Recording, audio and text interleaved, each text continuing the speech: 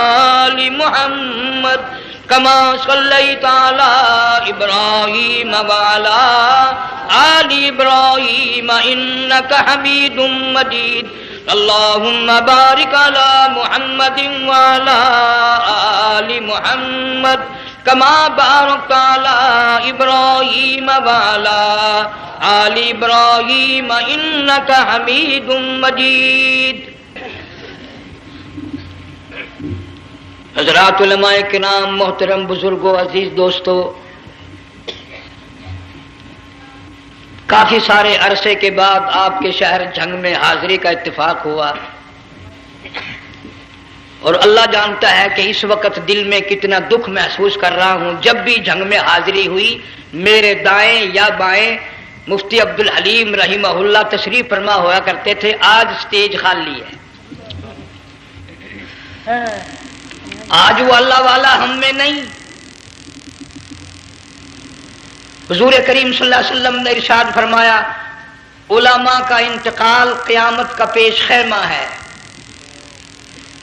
اللہ والوں کا دنیا سے اٹھ جانا گھنٹی ہے اس بات کی کہ قیامت آئی۔ پھر ایسا اللہ والا جو کبھی کسی کو لڑا کے راضی نہیں، کسی کو بھڑا کے راضی نہیں، پورے شہر کو ملا کر چلے کے چلنے والا، اللہ اور اس کے رسول کریم صلی اللہ علیہ وسلم کے صحیح راستے پہ لوگوں کو گامزن کرنے والا، آخری دم تک اسی کوشش میں، اسی سائی میں اور اللہ اللہ کرنے میں اور کرانے میں ساری زندگی گزار دی۔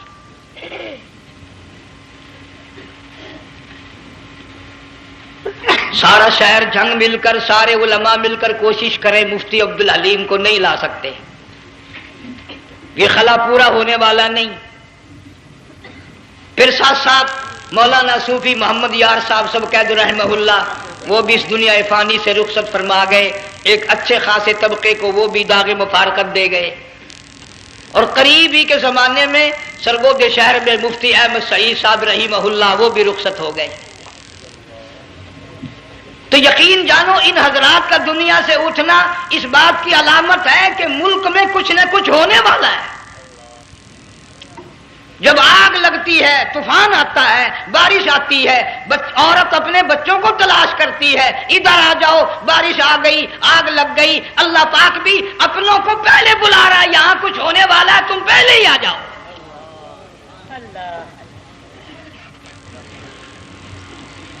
اور اس طرح اشارہ فرمایا، وَكَمْ أَهْلَكْنَا قَبْلَهُمْ مِنَ الْقُرُونِ۔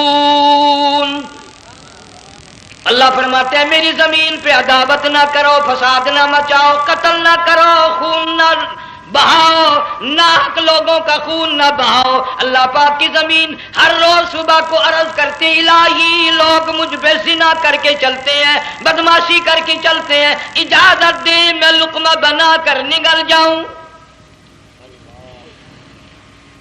مجھے اپنے اوپر ان کا چلنا پسند نہیں، مجھے اچھا نہیں لگتا۔ ہر روز آواز لگاتی ہے، ظالموں، بدکاروں، بدماشوں، میرے اوپر دندناتے پھرتے ہو، ایک نہ ایک دن میرے اندر آؤ گے، تمہیں پتہ چل جائے گا کہ میں تم کو کتنا دشمن رکھتی تھی۔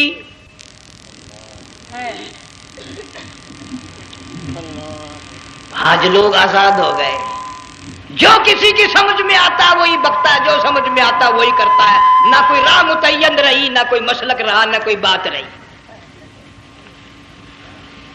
جناب مدنی کریم صلی اللہ تعالی علیہ وسلم کا بڑا عظیم تر صحابی ہے، بہت بڑا جرنیل ہے، سیدنا معاذ ابن جبل رضی اللہ تعالی عنہ مدینے پاک میں بیمار ہے، آخری وقت ہے، دعا کرو اللہ ہم سب کو مدینے کی موت عطا فرمائے۔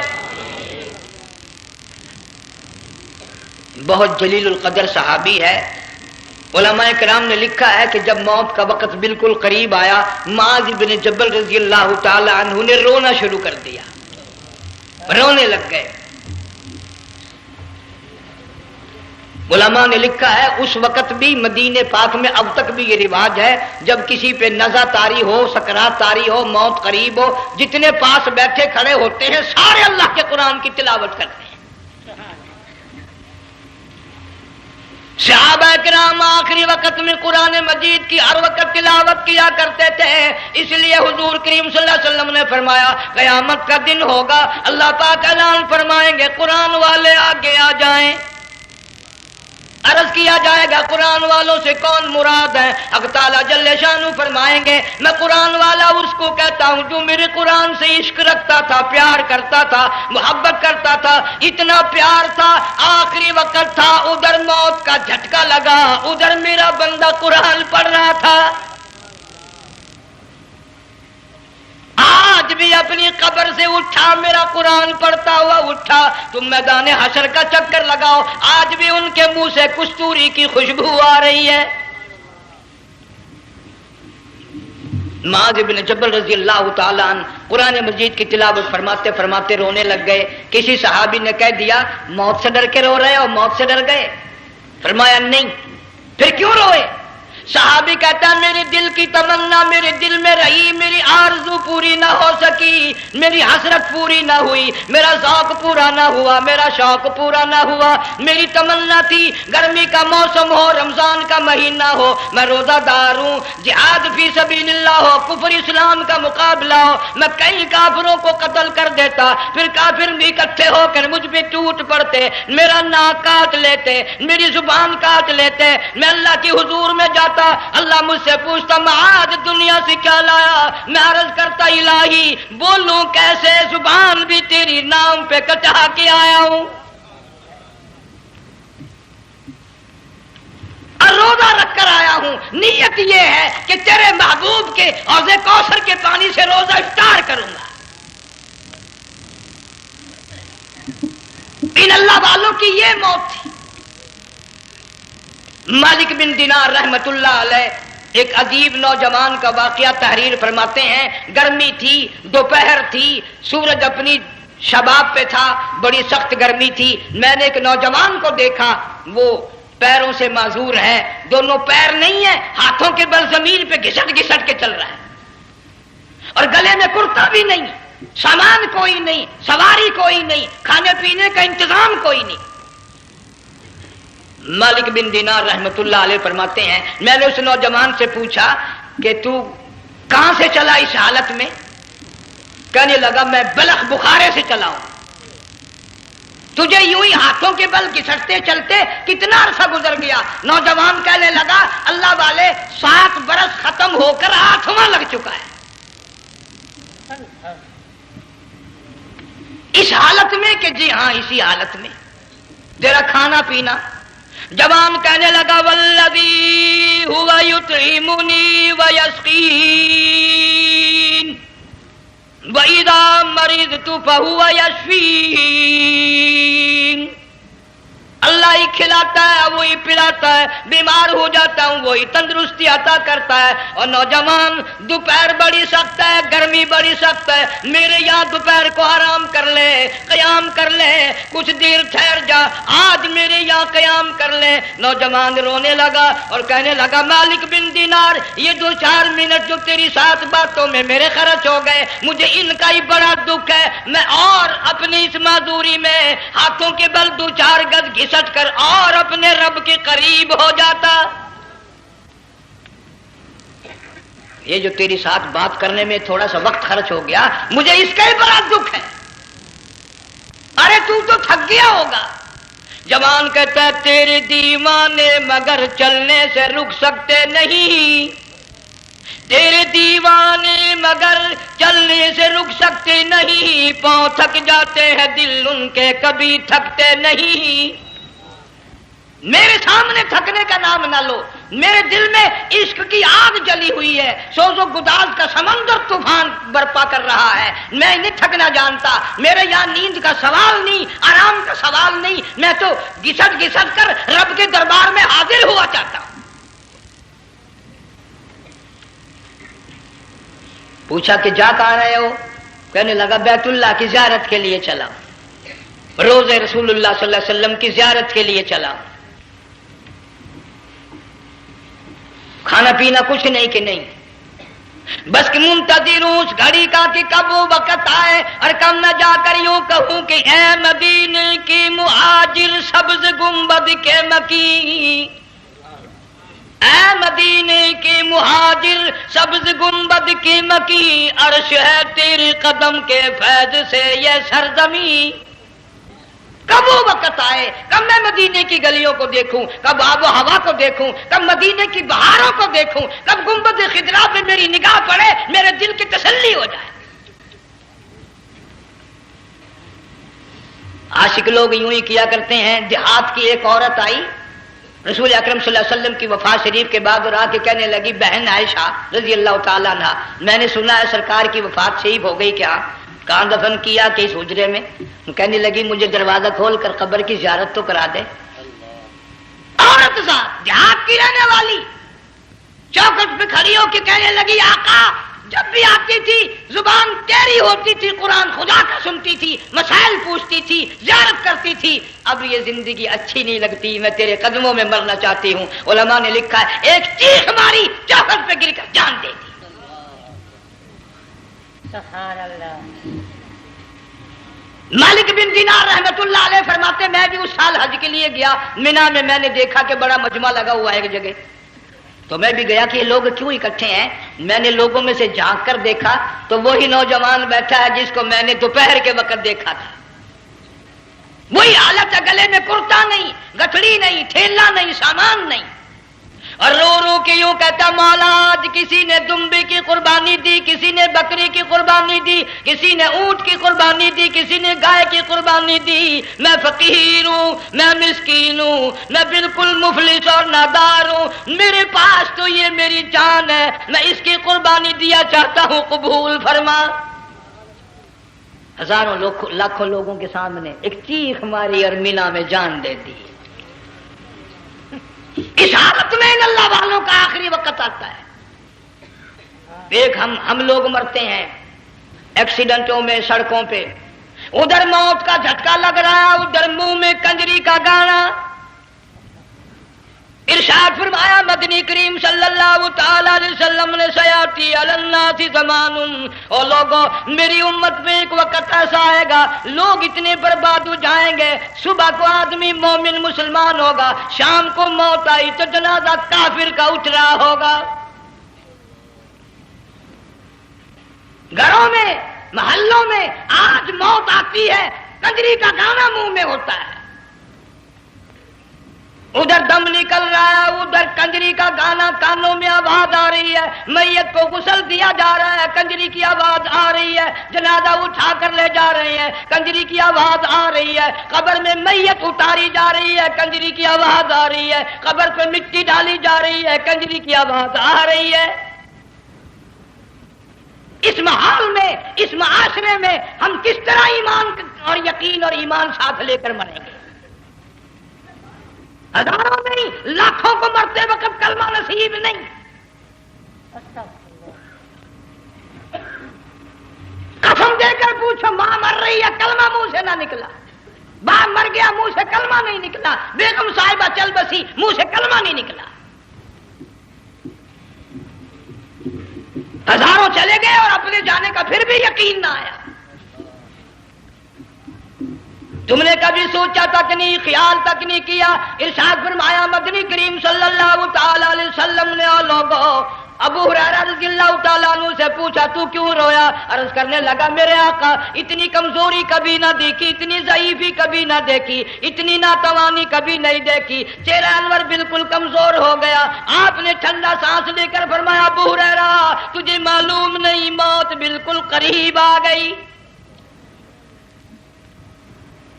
بالکل قریب آ گئی موت۔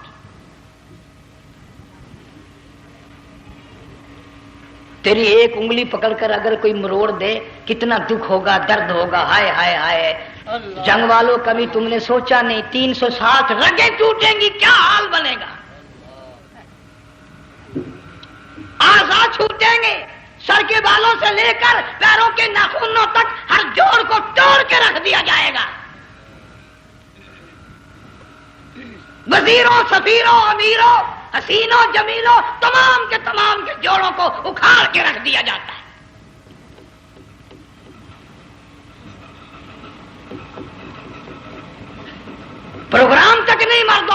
کہا یہ دنیا کسی کی نہ بنی، قبر میں آخر جانا ہی جانا ہے۔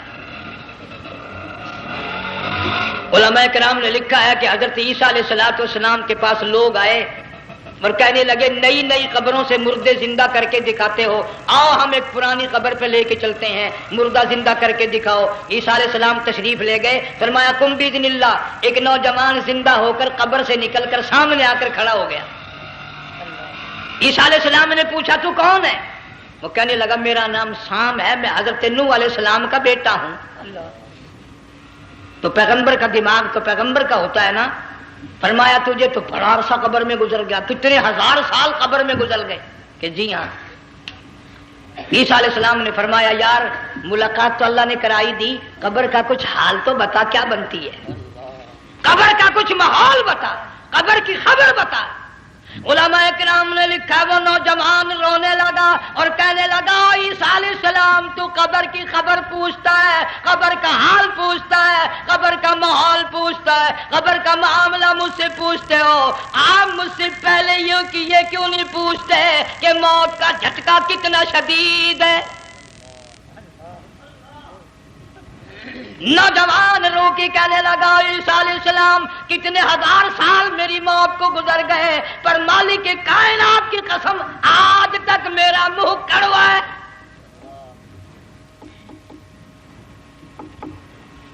اس لیے جنگ والوں لمبی چوڑی بات کہنے کا وقت نہیں، حالات نہیں، میں تو تمہیں اتنا سا پیغام دینے آیا، کھانے پینے کا زمانہ ہے، میں جانتا ہوں تم کیلے کھاتے ہو، تمہیں کیلے کا ذائقہ معلوم ہے، امرود کا ذائقہ تم کو معلوم ہے، انار کا ذائقہ تمہیں معلوم ہے، انگور کا ذائقہ معلوم ہے، انناس کا ذائقہ معلوم ہے، آم کا ذائقہ معلوم ہے، ہزاروں پھلوں کے ذائقے تمہیں معلوم ہے، ہزاروں مٹھائیوں کے ذائقے تمہیں معلوم ہے، ہزاروں بیکری کی چیزوں کے ذائقے تمہیں معلوم ہے، ہزاروں شربتوں کے ذائقے معلوم ہے، پر تم نے جنگ والوں کبھی بھی قبرستان میں جا کر قبر والوں سے یہ نہیں پوچھا او قبر والوں ذرا بتاؤ تو صحیح موت کا ذائقہ کیسا ہے؟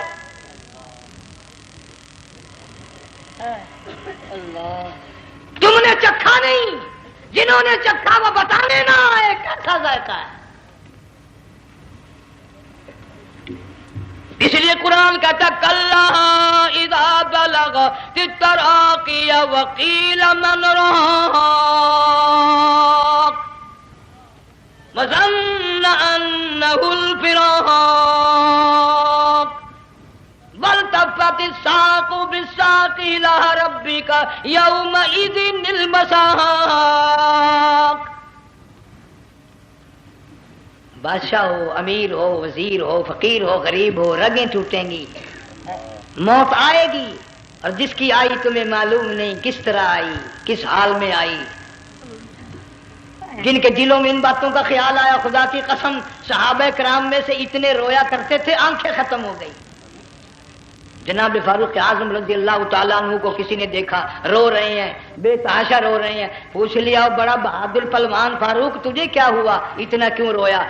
فرمانے لگے تمہیں معلوم نہیں قبر کا اندھیرا یاد آ گیا۔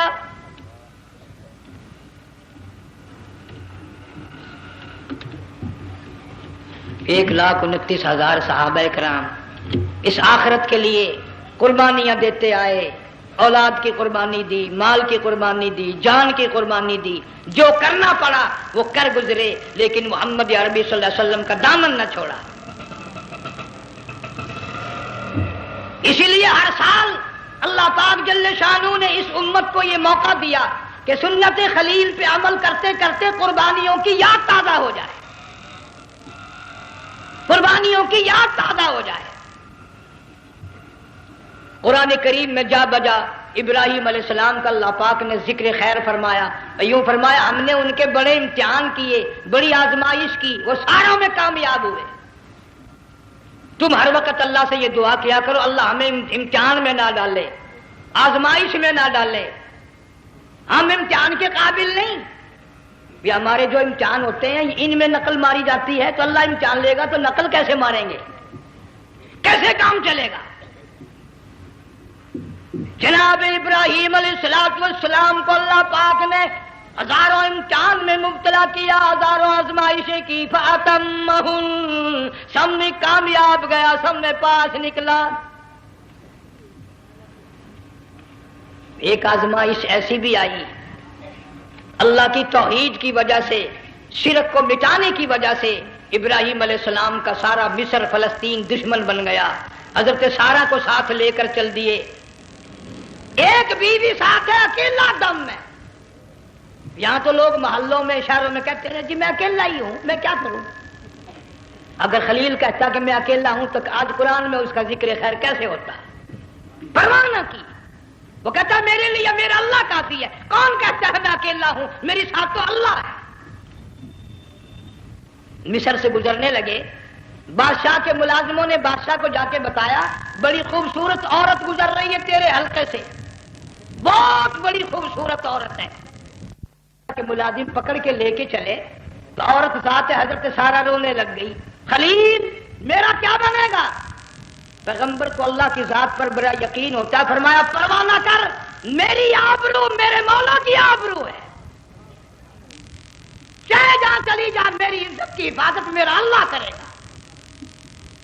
فرمایا فاللہ خیر حافظا وہو ارحم الراحمین، پرواہ نہ کر، میں اس کا پیغمبر ہوں، نبی ہوں، چیخا میں جلا اس کے لیے، سارے دکھ اٹھاتا ہوں اس کے لیے، میری عزت کی حفاظت وہی کرے گا۔ محل میں جا کر حضرت سارہ کو بند کر دیا، بادشاہ نے بلوایا ہے عزت لوٹنے کے لیے، بادشاہ نے پکڑوا کر منگوایا ہے آبرو برباد کرنے کے لیے، بادشاہ کا ارادہ ہے سارہ کی عزت کو برباد کرنے کا، اور اللہ کا پروگرام ہے سارہ ادھر آ، اس محل میں ایک معصوم بچی ہے جس کا نام ہاجرہ ہے، میں اس کو اتنا پسند کرتا ہوں، اللہ فرماتے ہیں اس کے پیٹ سے اسماعیل ذبیح اللہ کو پیدا کرنا چاہتا ہوں، اس کی نسل سے حبیب اللہ کو لانا چاہتا ہوں، آج تک کسی کی انگلی اس کی طرف نہیں اٹھی، سارا محل میں آؤ، اس کو آ کر ساتھ لے جاؤ تاکہ میرے ذبیح اللہ کی پیدائش کا معاملہ بن جائے۔ بادشاہ کا ارادہ ہے آبرو برباد کرنے کا، اللہ کا ارادہ ہاجرہ کی آبرو بچانے کا۔ فرمایا وَيَمْكُرُونَ وَيَمْكُرُ اللَّهُ وَاللَّهُ خَيْرُ الْمَاكِرِينَ، اس نے بھی تدبیر بنائی، میں خدا نے بھی تدبیر بنائی۔ بادشاہ آیا حضرت سارہ کے قریب برائی کا ارادہ کر کے، مفسرین نے لکھا ہے حضرت سارہ نے فرمایا مجھے 2 رکعت نماز پڑھنے دے۔ یہاں سے پتہ چلا کوئی پاک دامن عورت، کوئی نیک بیٹی اگر گنڈوں میں بدماشوں میں پھنس جائے، عزت بچانے کا طریقہ یہ ہے وضو کر کے اللہ کے سامنے نیت تو باندھ، تیری عزت کے لیے وہ فرشتے بھیجے گا۔ علماء کرام نے لکھا ہے کہ ایک جہاز سمندر میں چل رہا ہے، طوفان آیا، جہاز تختہ تختہ ہو گیا، کچھ لوگ غرق ہو گئے، ڈوب گئے، کچھ تختوں پہ بہ کر کے چلنے لگے، ایک عورت گود میں بچہ ہے، ایک حبشی نوجوان دوسرے تختے پہ بیٹھا ہوا جاتا ہے، اس نے عورت اکیلی دیکھ کر اپنا تختہ چھوڑ دیا اور بدماشی کے ارادے سے عورت کے تختے پہ آ بیٹھا۔ تم جنگ والے سوچ رہے ہوگے کہ ڈوبتے وقت بھی باز نہ آئے، یہ سیلاب آتے ہیں لوگ بدماشیوں سے باز آئے؟ ڈوب گئے مگر باز نہ آئے، بغیرتی لوگ کرتے ہی رہے۔ علماء کرام نے لکھا حبشی نوجوان نے عورت کا بچہ چھینا سمندر میں پھینک دیا، عورت روئی اور کہنے لگی میرے اللہ بیٹھی رہتی ہوں، عزت جاتی ہے، حرکت کرتی ہوں ڈوب جاؤں گی، میں نے سنا ہے سمندر کی گہرائیوں سے تو نے یونس علیہ السلام کی سنی تھی، میں تو پانی کے اوپر بہ رہی ہوں، مولا میری آبرو بچا، میرا ایمان بچا، میری عزت بچا، تیرے سوا میری سننے والا کوئی نہیں، لا الہ الا انت سبحانک انی کنت من الظالمین۔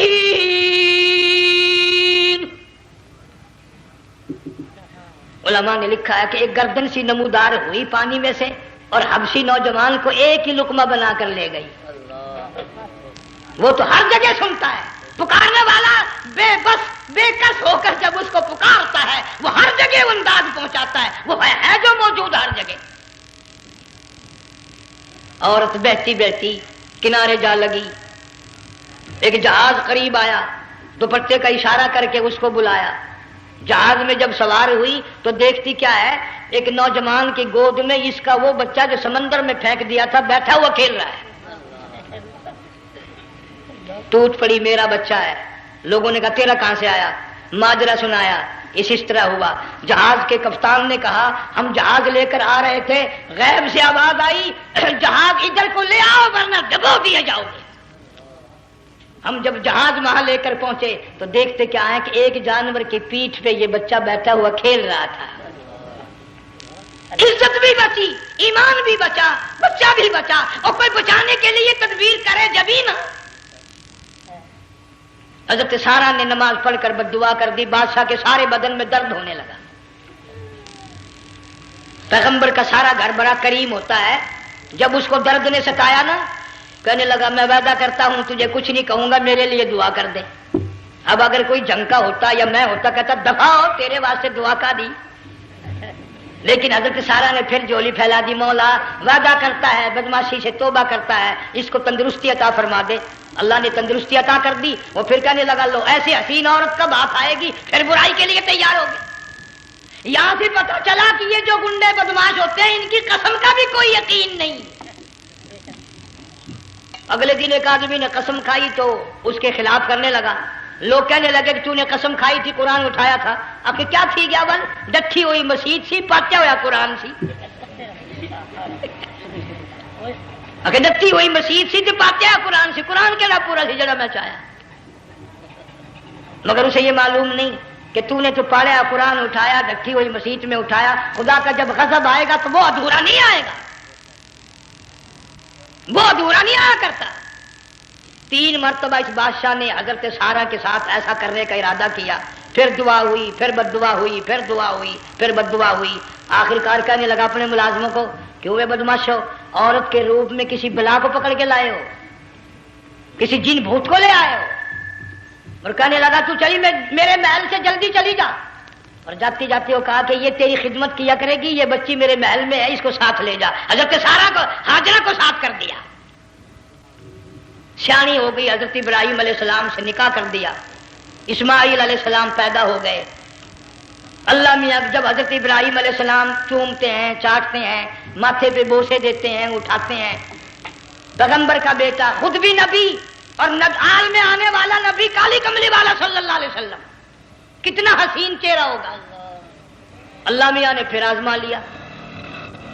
حکم دیا کہ اس ہاجرہ کو، اسماعیل کو، دونوں ماں بیٹوں کو وہاں چھوڑ کے آ جہاں سینکڑوں میل میں پانی کوئی نہیں، آدمی کوئی نہیں، رستہ کوئی نہیں، گھاس کوئی نہیں، پتا کوئی نہیں. جہاں بیت اللہ ہے یہاں کے بارے میں حکم دیا، چھوڑ کے آ. اور اگر آپ کو نیند نہیں آئی تو مزہ آئے گا. اللہ نے یہ فرما دیا، بتانا نہیں ہے کہ میں نے حکم دیا ہے. خدا حافظ نبی نہیں کہتا اپنی بیوی کو. آج لوگ ہر بات میں کہہ دیتے ہیں ہمارے پیروں کو پتا کل کو کیا ہوگا، ہمارے فقیروں کو پتا ہے پرسوں کیا ہوگا. اور بڑی مدت کی بات ہے، یہی موسم تھا، چماسا گرمی تھی. انارکلی لاہور سے ہم کئی ساتھی گزر رہے تھے. فٹ پاتھ پہ بیٹھا ہے ایک ملنگ، چاروں طرف لوگ کھڑے، بڑا مجمع. کافی دنوں کی تو بات ہو گئی. ہاتھوں کی لکیر دیکھ کر لوگوں کی تقدیر بتا رہا تھا. کسی کو کہتا تھا تجھے بڑی اونچی پوسٹ ملے گی، کسی کو کہتا تھا تیری شادی بڑی فرسٹ کلاس لیڈی سے ہوگی. وہ بابو تو کوڈا ہی ہو جاتا تھا، لیڈیوں پہ بڑے مرائے یہ لیڈے. کوئی کام نہیں، رات دن بس لیڈیوں کے پیچھے ہی پھرنا ہے. میں نے اپنے ساتھیوں سے کہا، میں نے کہا میں بھی تقدیر پوچھتا ہوں اپنی. کہنے لگے شرارت ہو جائے، یہ منع کر ہے، ساری دنیا پر ہاتھ دکھا رہی ہے، کوئی شرارت نہیں، میرے ہاتھ میں شرارت ہے. 1 روپیہ لے رہا تھا وہ، میں بھی لوگوں میں گھساتا بھیڑ میں سے اوپر نیچے ہی ہوتا میں بھی پہنچ گیا. اور دونوں گھٹنے میں نے زمین پہ رکھ دیا، روپیہ ہاتھ میں نے اس کے ذکر کہا، میں کہ ملنگ جی اگر اب ویکھیا میری شادی ہو جائے گی کہ نہیں. اب اس نے دیکھ کے میری طرف کہنے لگا، اس نے سوچا کہ یہاں اچھے بھلے کو نہیں ملتی پاکستان میں، اسے کون دے گا؟ اچھی طرح میرا ہاتھ دیکھا بھی نہیں، جھٹک کے کہنے لگا نہیں تیری شادی نہیں ہونی ہے۔ میں کیا کھوتے تیرے باپ کے 8 بچے کھیل رہے ہیں۔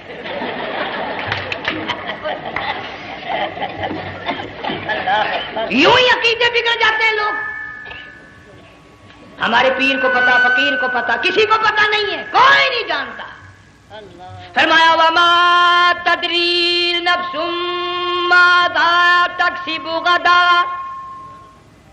کوئی نہیں جانتا کل کیا ہو جائے گا۔ وما تدری نفس بأی ارض تموت، کوئی نہیں جانتا زمین کے کس ٹکڑے پہ موت آئے گی۔ ان اللہ علیم خبیر، ایک اللہ کی ذات جانتی ہے۔ حضرت ہاجرہ اسماعیل علیہ السلام کو چھوڑ کر چل دیے، نہ خدا حافظ کہا، نہ کوئی تسلی دی، تھوڑی سی کھجوریں، تھوڑا سا پانی، ختم ہو گیا۔ ابراہیم علیہ السلام جب دور نکل گئے تو حضرت ہاجرہ نے دیکھا یہ تو چلے گئے، کھڑی ہو کر آواز دی، اے میرے ابراہیم۔ مڑ کر نہیں دیکھتے۔ جنگ والوں، اللہ کا پیغمبر اللہ کی اجازت کے بغیر اپنی بیوی کی طرف نہیں دیکھتا، گھر والی کی طرف نظر اٹھا کر نہیں دیکھتا۔ ایک تم ہو، چٹی داڑھی، بڑھیپا، کالے برقعے والی نظر آ جائے نا، آگے بھاگ کر بڑے میں آتے ہیں، کہاں جانا چاہتی ہیں آپ؟ تیری ماں لگتی ہے آپ چلی جائے، تو یہ کیا ہوا؟ یہ کالے برقعے پہ مرتے مرتے مرتے مرتے مری گئے۔ ایسا عجیب تماشا۔ وہ لاہور پلیٹ فارم پر پھر رہی تھی نا ایک لیڈی برقع اوڑے، آ گیا ایک لیڈا، کہنے لگا سیون اپ لاؤں؟ نے کہا لے آئے، نے کہا واہ واہ کام بن گیا، وہ سیون اپ لے آیا۔ تھوڑی دیر کے بعد کہنے لگا میرے خیال میں کوئی پھینٹا بھی ہو جائے، نے کہا لے آئے، نے کہا سبحان اللہ پکا کام ہو گیا۔ وہ سیون اپ بھی پی لی، پھینٹا بھی ڈکار گئی۔ تھوڑی سی دیر کے بعد کہنے لگا سیب لے آؤں؟ وہ لے ہی آیا سیب، کیا آپ کے لیے میں سیب لایا ہوں آپ کھائیں؟ کہنے لگی نہیں آپ کھائیں۔ اس نے سوچا اوہو میری بھی محبت ہو گئی ہے، سیب کھانے کے لیے مجھے بھی کہہ رہی ہے۔ جب اس نے اصرار کیا نا کہ میں تو تیرے لیے لایا ہوں، کھا تو صحیح، کہنے لگی کیسے کھاؤں، میرے منہ میں دانت ہی نہیں ہے۔ اب پتا چلا اسے کہ صبح سے میں تو پرانے پپی کے پیچھے پھر رہا تھا۔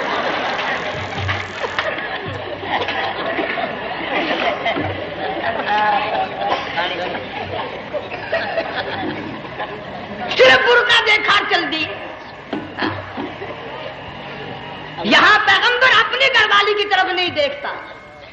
حضرت ہاجرہ نے اسماعیل علیہ السلام کو سینے سے لگایا، عرب کی قداور مائی، طاقتور مائی، دوڑ لگا کر حضرت خلیل کا راستہ آ کے روک لیا اور کہنے لگی میں جوان عورت، یہ پیارا نور نظر، یہ لخت جگر، شکل تو دیکھو، صورت تو دیکھو، ہمیں یہاں چھوڑ کے جا رہے ہو؟ اللہ کا پیغمبر بولتا نہیں۔ پتہ چلا پیغمبر اللہ کی اجازت کے بغیر سانس نہیں لیتا، آنکھ کا اشارہ نہیں کرتا۔ حضرت ہاجرہ رونے لگ گئی، میرے خلیل، میرے ابراہیم، میرا قصور بتاؤ، میرا جرم بتاؤ، میری خطا بتاؤ، میرا گناہ بتاؤ، معافی چاہوں گی، معذرت کروں گی، اس بچے کا کیا گناہ ہے اس میدان میں چھوڑ کے چلے ہو؟ بولتے نہیں ہیں، اللہ کی طرف سے بولنے کی اجازت نہیں ہے۔ حضرت ہاجرہ نے خود ہی قیاس لگایا، سوچتی ہیں پیغمبر تو کسی پہ ظلم نہیں کرتا۔ وہ کہنے لگی خلیل کہیں اس رب کا حکم تو نہیں، کہیں اس اللہ کا یوں حکم تو نہیں؟ جنگ کے لوگوں اگر خلیل ہاں کہہ دیتا تو کیا حرج تھا؟ ہاں نہیں کہتا، اجازت نہیں، تاکہ ہاجرہ کے یقین ایمان کا امتحان مکمل ہو۔ مفسرین نے لکھا ہے کہ حضرت ابراہیم علیہ السلام نے سر کا یوں اشارہ کیا، بس ذرا سا ہاں، پھر عورت کا ایمان دیکھ، یقین دیکھ، یہیں نہ بیٹھی، دوڑ کے وہاں گئی ہے جہاں پہلے بٹھا کر آئے تھے، اور کہنے لگی ابراہیم جاؤ، میں جانوں میرا رب جانے، پرواہ نہیں۔ راتیں آتی ہیں چلی جاتی ہیں، دن آتے ہیں گزر جاتے ہیں، تھوڑی سی کھجوریں تھی وہ ختم ہو گئی، پانی ختم ہو گیا، بھوک اور پیاس نے بے چین کر دیا۔ اسماعیل علیہ السلام کی اتنی لمبی زبان باہر نکلا، دو پتھر کھڑے کر کے اوپر ایک پتھر رکھ کر چھاؤں بنائی، اس کے نیچے لٹا دیا، اور پھر چکر لگایا، کبھی صفا پہاڑی پہ چڑھتی ہے، کبھی مروہ پہاڑی پہ چڑھتی ہے، کبھی اترتی ہے، اور ڈھلوان میں سے بھاگ کر چلتی ہے جب اپنا بچہ نظر نہیں آتا۔ سارے کہہ دو اللہ بڑا بے نیاز ہے، اللہ بڑا، زور سے کہو اللہ بڑا۔ کسی کے 500 سال کے سجدے رد، کسی کی ہزاروں سخاوت صدقات رد، کسی کی چال منظور، کسی کی رفتار منظور، کسی کی ٹور منظور۔ اور یوں فرمایا ہاجرہ میری رحمت کی تلاش میں آج جو تو نے دوڑ لگائی ہے، یہ تیری چال ڈال رفتار ٹور ہمیں اتنی پسند آ گئی، اتنی پسند آ گئی کہ آج کے بعد خلیل اللہ کیوں نہ ہو، ذبیح اللہ کیوں نہ ہو، کلیم اللہ کیوں نہ ہو، روح اللہ کیوں نہ ہو، حبیب اللہ کیوں نہ ہو، صحابہ کرام کیوں نہ ہو، قطب ابدال غوث کیوں نہ ہو، میری ہاجرہ مجھے اپنی کبریائی کی قسم جب تک وہ تیری چال چل کے نہ دکھائے گی حاجی کا لانے کا حقدار نہیں ہو سکتا، تیری رفتار اسے چلنی پڑے گی۔ فرمایا ان الصفا والمروہ من شعائر اللہ فمن حج البیت او اعتمر فلا جناح علیہ ان یطوف بہما ومن تطوع خیرا فإن اللہ شاکر علیم۔ 7ویں چکر میں آواز سی آئی، اب رو پڑی حضرت ہاجرہ، کہنے لگی میرا بچہ اگر چل بسا میں پھر کیا کروں گی؟ سن لی میں نے آواز۔ آپ کی کیا دیکھتی ہے؟ اسماعیل علیہ السلام کی نرم و نازک ایڑیاں جس زمین پہ رگڑی گئی تھی وہاں سے چشمہ جاری کر دیا۔ حضرت ہاجرہ نے پی لیا، بھوک بھی ختم ہو گئی، پیاس بھی ختم ہو گئی، بچے کو بھی پلایا۔ اللہ تعالیٰ نے خانہ کعبہ کی بنیاد ڈال دی، ایسے گھر کی بنیاد ڈالی۔ حضور صلی اللہ علیہ وسلم فرماتے ہیں 500 سال کی عبادت ایک طرف اور بیت اللہ پہ ایک نگاہ یوں ڈالنا ایک طرف۔ 500 سال کی عبادت کا وہ ثواب نہیں جو ایک نظر خانہ کعبہ پہ ڈالنے کا ثواب ہے۔ اور اللہ پاک یوں فرماتے ہیں کہ جو آنے والا حجر اسود کو بوسہ دیتا ہے، اللہ پاک یوں فرماتے ہیں میں سمجھتا ہوں میرا سجا ہاتھ پکڑ کر میرے بندے نے چوم لیا۔ جو غلاف کعبہ کو پکڑ کر مانگتا ہے، اللہ فرماتے ہیں میں یہ سمجھتا ہوں میرا دامن پکڑ کے مانگ لیا۔ جو مقام ملتزم پہ لپٹ کے مانگتا ہے، اللہ فرماتے ہیں میں سمجھتا ہوں میری چوکھٹ پہ پڑھ کے مانگ لیا۔ اور فرمایا لوگوں یہ جو آنے والے آئے ہیں یہ رشتہ داروں کے مہمان نہیں، عزیزوں کے مہمان نہیں، دوستوں کے مہمان نہیں، میں خدا میزبان ہوں، یہ میرے مہمان ہیں۔ آج ان کی دعاؤں پہ آمین کہو، فرشتوں کو حکم ہوتا ہے ان سے مصافحہ کرو۔ مگر اللہ تعالیٰ سب کو توفیق دے کہ حج مکمل کر کے آئیں اور سب کا حج قبول فرمائے۔ میرے علاقے میں کئی سالوں کی بات ہے پرانی، جب کوئی حاجی تھا، ایک آدمی حج کر کے آیا، میں دوپہر کو اس کو ملنے گیا تو زور کی نماز کا وقت آیا، میں اٹھ کے چلا گیا نماز پڑھنے۔ پھر عصر کی نماز کا وقت آیا، میں اٹھا اور نماز پڑھ کے آ گیا۔ میں نے اس حاجی کے لڑکے سے پوچھا، میں نے کہا حاجی صاحب نے نماز یہیں پڑھی؟ تو کہنے لگا جی ابھی شروع نہیں کی، سفر کے تھکے ہوئے ہیں نا، 2-4 دن کے بعد شروع کریں گے۔ شکر ہے پہلے لوگ جھوٹ نہیں بولا کرتے تھے، ہاں آج کل کا ہوتا نا تو وہ کہہ دیتا ہے جی یہ تو کئی وقت کی کتھی پڑھ کر بیٹھے ہیں۔ تو پھر مولوی تھا نا، میں بیٹھ گیا حاجی کے پاس، باتوں میں اس کو لے آیا، یہی میں نے کہا حاجی صاحب نماز نہیں پڑھی؟ کہنے لگا آپ ہی لوگوں سے سنا ہے کہ بیت اللہ میں جو ایک نماز پڑھے 1,00,000 کا ثواب ملتا ہے، مسجد نبی میں جو ایک نماز پڑھے 50,000 کا ثواب ملتا ہے۔ 4 مہینے پڑھ کے آیا، وہ حساب لگا لو۔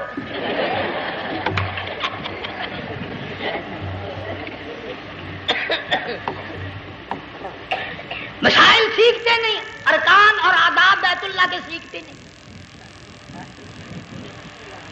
ڈی سی کے دفتر میں اگر جانا ہو کئیوں سے پوچھے کیسا جاؤں، کس طرح درخواست دوں، کیسے کہوں، کیسے کھڑا ہوں، کیسے بیٹھوں، کیا عرض کروں، اور اللہ کے دربار میں ہم جاتے ہیں اور سیکھ کرنے جاتے ہیں۔ یہ خوف نہیں کہ اگر بے ادبی ہوگی تو مارا جاؤں گا۔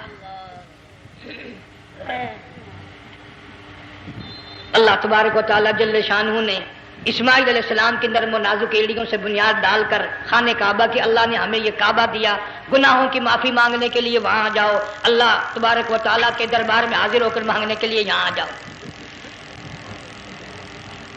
ارشاد فرمایا مدنی کریم صلی اللہ تعالی علیہ وسلم نے، جو آدمی صحیح ارکان حج کے ادا کر کے واپس جاتا ہے اس طرح واپس آتا گویا آدھی ماں کے پیٹ سے پیدا ہوا۔ پہلے لوگ یوں ہی حج کیا کرتے تھے، یوں ہی قربانیاں کرتے تھے، اب تو ہر چیز کی لوگ آسانی تلاش کرتے ہیں۔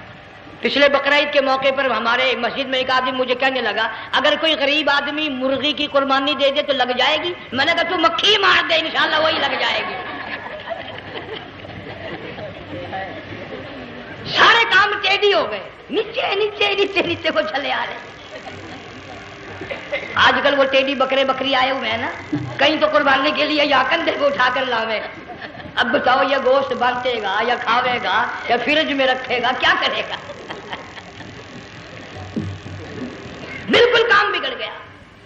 حضور صلی اللہ علیہ وسلم نے فرمایا قربانی کا جانور اچھا تلاش کر کے لاؤ، اس کے بدن پہ جتنے بال ہوتے ہیں اتنی نیکیاں لکھی جاتی ہیں۔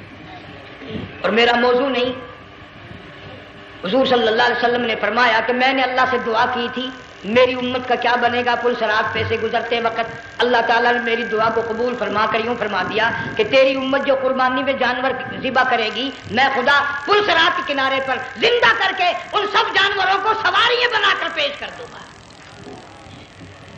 اس لیے بقرعید بالکل قریب آ گئی، ہر دین ایمان اسلام کے لیے قربانی کے لیے تیار رہو۔ زیادہ سے زیادہ مجھے آج کل فکر لگا ہوا ہے کہ اپنے گھروں کو میں نماز کا اہتمام کرو۔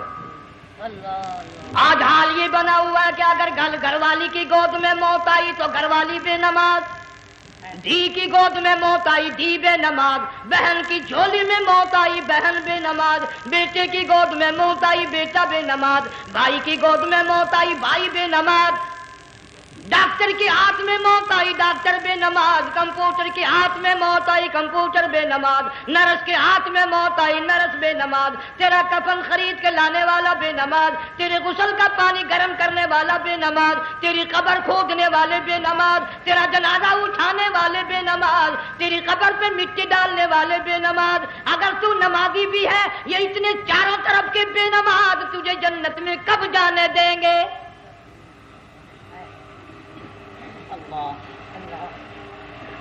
اس بچی کا فکر کیوں نہیں کرتا؟ کلاس میں فیل ہو جائے تجھے دکھ لگتا ہے میری بچی فیل ہو گئی، ساری عمر نماز نہ پڑھے تجھے کبھی درد نہیں ہوا کہ جہنم کے انگاروں میں جلے گی؟ بیوی ایک دن تیرا کہنا نہ مانے آگ لگ جاتی ہے، ساری عمر نماز نہ پڑھے بے ایمان تجھے کبھی آگ نہیں لگی۔ اس گھر سے تیرا جنازہ نکلے گا، اس گھر سے تیری میت اٹھے گی جس گھر میں تو نے سارے بے نماز پیدا کر رکھے ہیں، سارے بے نماز اکٹھے کر رکھے ہیں، کس طرح ایمان کلمہ ساتھ لے کر جائے گا؟ اس لیے اپنے ماحول میں اپنے گھر میں بچیوں کو بہنوں کو پیار سے محبت سے بڑے عقیدت سے ان کو نمازی بنا، تاکہ مرنے کے بعد جب تیرا جو بیٹی بہن منہ دیکھنے آئے تو نمازی تو تیرا منہ دیکھنے آئے، تیرا منہ دیکھنے بھی سارے بے نمازی آئے، تجھے کیا فائدہ ہوگا؟ اللہ سبحانہ و تعالی ہم سب کو ہمارے گھر کے ماحول کو نمازی بنائے۔ مفتی صاحب اس دنیا فانی سے رخصت ہو گئے، تشریف لے گئے، جنگ سارا بے وارثہ ہو گیا۔ مفتی صاحب ہی کا مدرسہ ہے، یہ مفتی صاحب ہی کے بچے ہیں، ان بچوں کی سرپرستی کرو، ان کا اکرام کرو، ان کی عزت کرو، جامعہ حلیمیہ کی خدمت کرو۔ بقرعید کا موقع آ رہا ہے، وہ تو نہ جانے کس کس طریقے سے اپنا کام چلاتے تھے، ہزاروں لوگوں سے ان کے تعلقات تھے، یہ بچے ہیں نیا کام ہے۔ اللہ سبحانہ و تعالی ہر خدمت گزار کو دو جہان میں سرخ روی عطا فرمائے۔ بڑی اچھی اچھی کیسٹیں آپ کو یہاں سامنے سے ملیں گی اپنے گھر کا ماحول بنانے کے لیے۔ پیغمبر کی دعا سے پہلے نہ اٹھا کرو بھائی، ہائے ہائے کوئی دنیا کا دین کا جس کو کوئی اللہ سے حاجت ہو بیٹھ جائے ایک منٹ کے لیے، درود شریف پڑھ کے دعا مانگو۔ اللہم صلی وسلم وبارک علی سیدنا و مولانا محمد وعلی آل سیدنا و مولانا محمد وبارک وسلم۔ یا اللہ قبلہ مفتی صاحب رحمہ اللہ کی قبر کو جنت کا باغ بنا، اللہ تعالیٰ ان کے گھر والوں کو صبر جمیل کی توفیق عطا فرما، اللہ پاک ان کی آل اولاد کو مفتی صاحب کا جانشین صحیح معنوں میں جانشین بنا، اس مدرسے کو آباد فرما، اللہ تعالیٰ سارے جنگ کی سرپرستی فرما، سارے شہر کو آباد فرما، ہر شر سے ہر فتنے سے سب کی حفاظت فرما، یا اللہ ہم سب کو سچا مسلمان پکا دیندار بنا، ہمیں اور ہماری اولاد کو نیک اور نمازی بنا، یا اللہ ہمارے گھروں کو نماز اور قرآن سے آباد فرما، کلمے اور ایمان والی موت عطا فرما، صوفی مولانا محمد یار صاحب رحمہ اللہ کی قبر کو جنت کا باغ بنا، یا اللہ تمام مسلمانوں کی بخشش فرما، ساری امت کی مغفرت فرما، ساری مخلوق پہ کرم اور فضل فرما، یا اللہ سارے پاکستان کی حفاظت فرما، پاکستان کے داخلی خارجی دشمنوں کو ذلیل و خوار کر دے، یا اللہ ہم سب کو یقین ایمان اپنے اندر پیدا کرنے کی توفیق عطا فرما، ظالم کے ظلم سے بچا، شریر کی شرارت سے بچا، مولا حاسدوں کے حسد سے بچا، فتنہ پردازوں سے ہم سب کی حفاظت فرما، بے اولاد کو اولاد عطا فرما، جن کے پاس بچیاں ہیں اللہ تعالیٰ نرینہ اولاد عطا فرما۔ اور میں تو کافی دنوں کے بعد آیا ہوں، پرانے دوستوں میں سے تھے قاری غلام محمد صاحب سب کا رحمۃ اللہ علیہ، اللہ تعالیٰ ان کی قبر کو جنت کا باغ بنا، سب کو جوار رحمت میں جگہ عطا فرما، ہمارے بڑے بزرگ قبلہ درخواستی صاحب مدذلو یا اور جتنے بھی بیمار ہیں اللہ پاک سے کاملہ عطا فرما، مجھے بھی پیر غلام حبیب صاحب اللہ تعالیٰ ان کو بھی صحت کاملہ عطا فرما، اور میں گناہ گار بھی اب تو سارا سال گزر گیا اکثر بیماری رہتا ہوں، اللہ تعالیٰ صحت کاملہ عطا فرما، موت آئے تو کلمے اور ایمان والی موت عطا فرما، یا اللہ دو جہان